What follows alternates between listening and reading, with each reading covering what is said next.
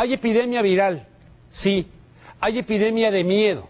Hay epidemia de lucro.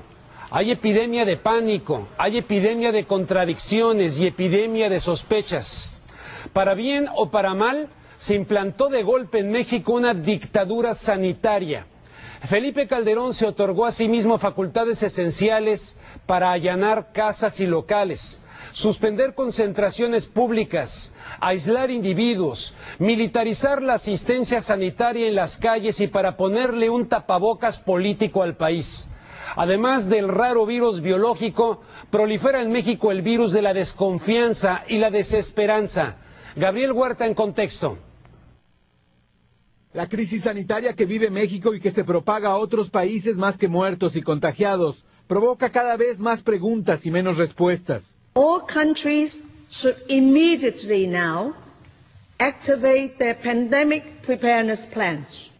Alfredo Jalife, entrevistado vía telefónica, destaca que en estos momentos se reproduce junto con el virus el concepto de la infodemia, que no es más que la propagación de la epidemia del miedo, el contagio de la incertidumbre, la infección de dudas y temores ante un enemigo desconocido.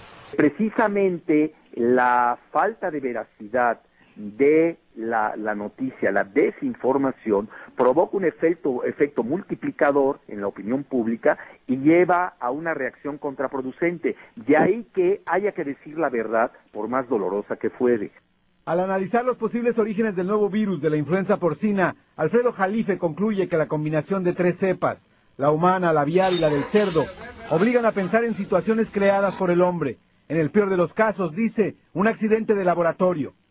Yo no estoy diciendo que no sea real la hipótesis que de repente sucede en la naturaleza. Se puede dar unos saltos de mutación jamás vistos, pero tampoco podemos perder la objetividad y ver de que ya han sucedido accidentes virales en otras ocasiones. Es decir, la guerra biológica existe, hay armas biológicas, se anda experimentando con virus, con bacterias.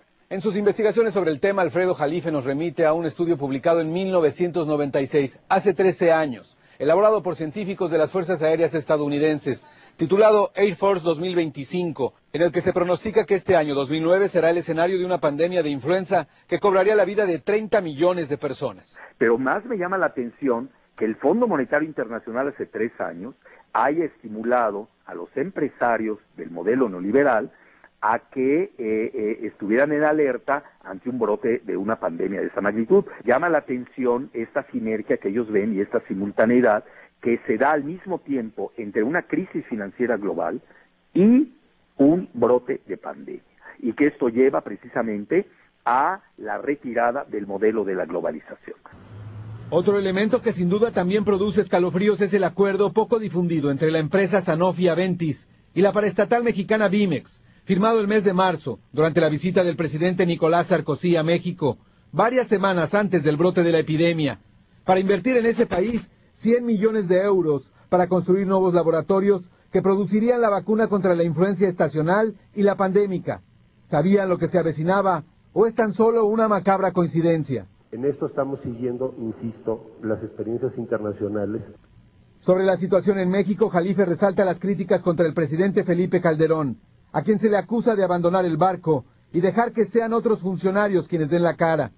Asegura además que se aplica ya lo que es una agenda oculta de militarización, que se inició con la guerra contra el narcotráfico y que ahora se consolida en esta emergencia sanitaria.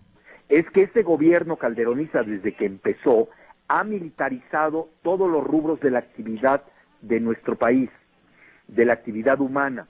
Yo lo que estamos también percibiendo es la militarización de la salud en México, que el gobierno de Calderón se está aprovechando como coartada de esta pandemia precisamente para avanzar toda su agenda que tenía oculta y que es precisamente la militarización, mayor autoritarismo. Añade que no es improbable que esta agenda incluya la decisión del gobierno federal de postergar las elecciones intermedias, programadas para el próximo mes de julio. Porque saben que van a perder, y sobre todo cuando estamos viendo que el modelo neoliberal económico se les ha colapsado. Entonces ahorita ellos aprovechan esta coyuntura para no ser eyectados del poder a patadas. Gabriel Huerta, en contexto.